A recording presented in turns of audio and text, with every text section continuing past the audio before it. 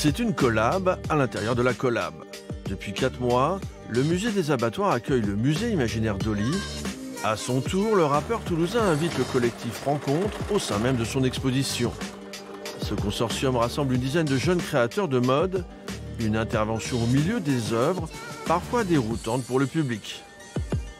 Au début, on pensait que ça faisait partie du musée. On pensait que c'était de l'art, qu'on devait regarder les gens travailler et tout ça. Cette création en résidence n'est pas une performance, mais un atelier délocalisé. Les créatifs sont adeptes de l'upcycling, c'est-à-dire l'art du recyclage et du zéro déchet. Avec Paloma le jeune, les détritus se transforment en broderie. Tout le monde me ramène un peu ses déchets et ça, je me suis rendu compte que c'était toute la nourriture que mangeait Elios ici, à se prendre de la Monster, manger des Twix, enfin voilà quoi. Ce travail rejoindra sa silhouette, composée de 2 couettes. Nako, un designer parisien, supervise les opérations.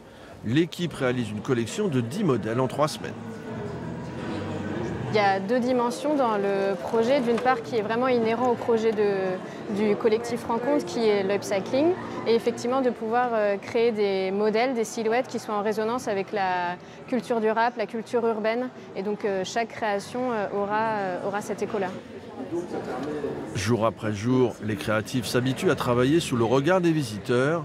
L'expérience suscite de multiples réactions. Il n'y a pas que les femmes qui sont à la couture et l'œil s'inverse.